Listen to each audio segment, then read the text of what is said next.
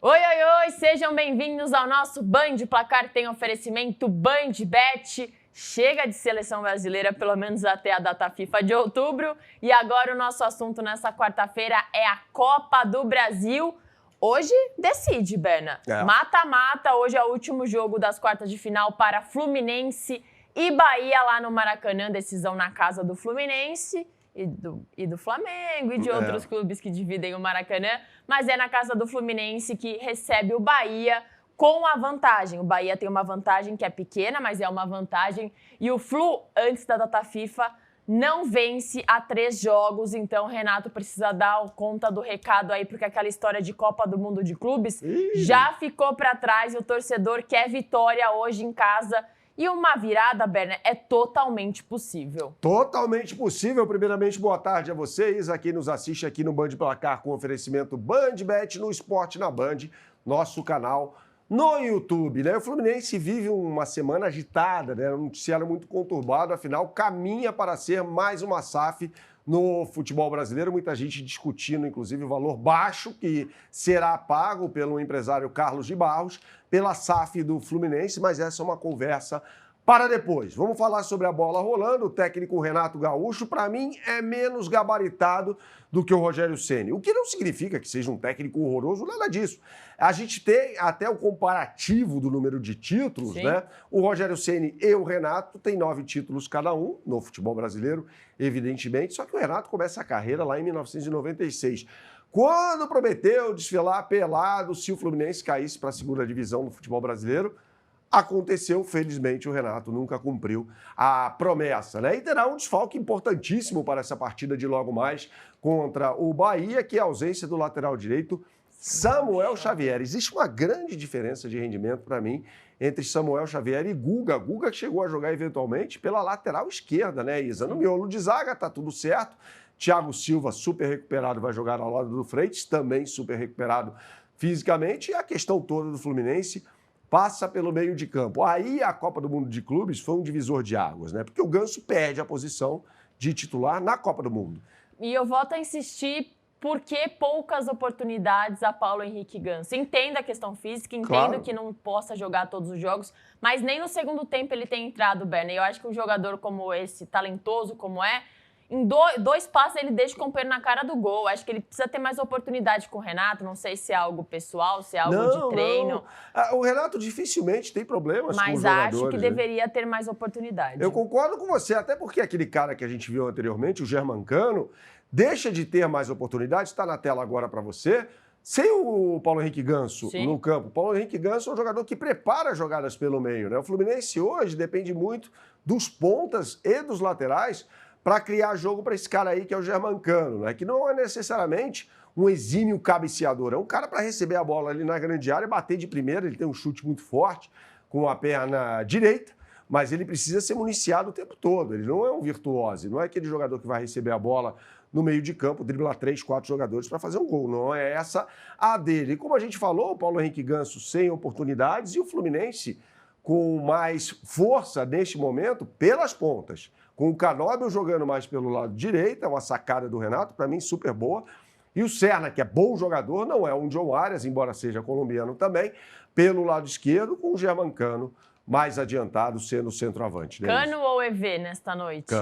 Cano. Sempre Germancano, embora a fase não seja boa, nunca mais o Cano vai jogar o que jogou em 2023, quando o Fluminense foi campeão estadual e conquistou a América. Mas ainda assim, ele é melhor do que o Everaldo. Não são 2 jogadores super técnicos, não são definitivamente, mas o Cano é muito mais goleador, né? Tem até a musiquinha impublicável cantada pela torcida do Fluminense toda vez que ele faz um gol. Vamos falar do Bahia agora, Isa? Vamos falar do Bahia. Porque o Bahia tem uma questão muito importante, que é o Jean Lucas, né? Jogador selecionável, tanto que entrou ontem na partida contra a Bolívia, né? Por volta ali dos 30 minutos do segundo tempo, o que é uma insanidade, né? Jogar, ele entrou ali, eram umas 10h15, 10h20, mais ou menos, da noite. E o jogo hoje começa às 7 da noite, ou seja, menos de 24 horas depois, o Jean Lucas deve estar em campo. E por que torna-se tão fundamental a presença dele? Porque o Bahia já não vai ter o Caio Alexandre, que é o jogador que atua imediatamente atrás do Jean Lucas. O Jean Lucas não é um cabeça de área nesse time do Bahia. É um jogador que entra muito pelo lado esquerdo, aliás, que é muito forte do tricolor da Boa Terra, com Luciano Juba e Eric Pulga. Só que o Eric Pulga não vai jogar hoje, está machucado. Ele se machucou naquele jogo contra o Mirassol, aquela derrota acachapante no interior de São Paulo por 5-1. O Kaique, jogador revelado pelo Fluminense e vendido ao Grupo City e hoje atleta do Bahia, deve atuar por este lado. Isa, a gente tem as melhores oportunidades do mercado para quem nos assiste agora, sempre, isso é fundamental. Aponte sua câmera para o QR Code que está aqui em cima e você será direcionado para a capa do site da BandBet. Se você preferir, basta digitar no browser de sua preferência o endereço bandbet.bet.br e aqui a gente tem uma belíssima oportunidade de mercado para o tricolor carioca nesse duelo de tricolores, pagando 1,87 para cada real apostado. E o empate, eu vou seco nesse empate, Isa, 3,25, hein? Eu tô com fé nesse empate também, com todo respeito ao Fluminense. Também acho que o Bahia, independentemente dos desfalques, é um time mais bem treinado do que esse do Fluminense. Tem decisão no Maraca e tem decisão do outro lado da Dutra também, né? Em São Paulo, na Zona Leste particularmente, que fica ali na boca da Via Dutra mesmo, o jogo entre Corinthians e Atlético Paranaense. Corinthians venceu fora de casa a primeira partida, para a gente voltar um pouco no tempo. 1-0, gol do Guinegão. O Corinthians até controlou o jogo, né, Berna? Não encantou, mas controlou ali. Teve alguns momentos de aperto, mas foi um jogo tranquilo para o Corinthians e vem com uma vantagem importante, porque joga na sua casa, diante do seu torcedor. A expectativa é de casa cheia. E o Hugo de volta, é a grande questão, né? Porque o Hugo fez uma viagem, voltou da Bolívia, deve ter chegado agora há pouco, ou algo parecido, e hoje vai participar de uma decisão. O Corinthians precisa dele no gol e até uma possibilidade de pênalti, que o Corinthians não quer pensar nisso, mas é preciso colocar em campo. O Martínez também jogou ontem, não deve ser o titular, deve ficar no banco também, nem deve ter condição física. Deve jogar física. com Charles e Bidon, né? Maicon, de primeiro volante, porque o Ranieri não pode jogar.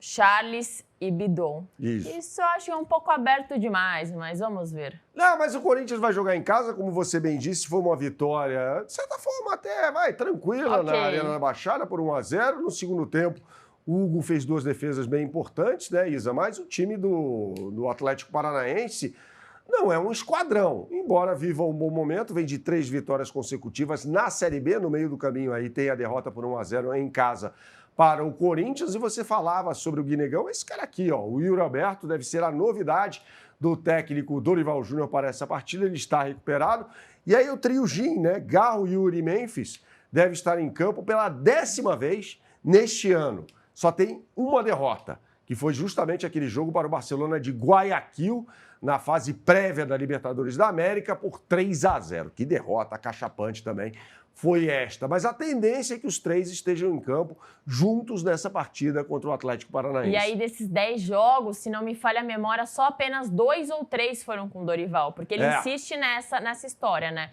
Eu preciso dos meus jogadores à disposição, porque aí sim vocês podem me cobrar. Ele teve jogadores à disposição, classificou na Copa do Brasil diante do Palmeiras e agora, mais uma vez, tem a chance de ter o trio em campo.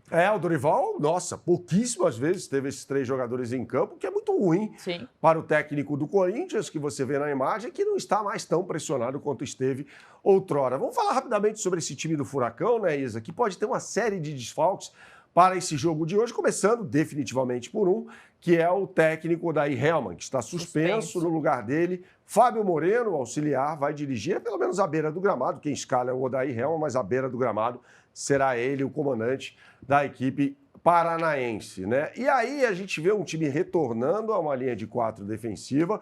O Esquivel finalmente jogando na dele como lateral esquerdo, será ladeado pelo Terã, o 4º zagueiro desse time.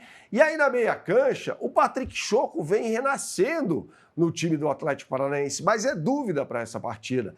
Então, de repente, se o Patrick Choco estiver em condições, ele pode armar um meio de campo de muita qualidade.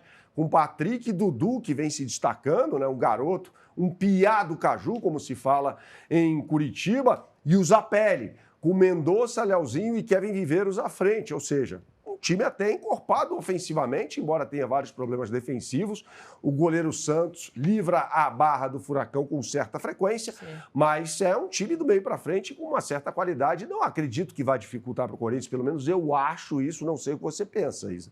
Eu acho que o Corinthians se classifica. Essa é a tendência, né, Bernan? Claro que o jogo ali pode ter algumas coisas diferentes, como teve no duelo contra o São Paulo, mas fora de casa, mas Sim. não é esperado o Corinthians nem sofrer tanto diante do Atlético, com todo respeito ao Atlético. São duas prateleiras diferentes nesse momento. O futebol do Atlético é de Série B e tem sofrido na Série B. Então a gente pensa que o Corinthians é favorito e tende a fazer valer isso na sua casa. Até depois dessa rodada de palpites, a gente coloca na tela para você o QR Code da BandBet para você acessá-lo e ser direcionado à capa do site, tá? Você aponte sua câmera para o QR Code que está aqui em cima e acesse a capa do site. E aí a gente já tem as melhores oportunidades do mercado.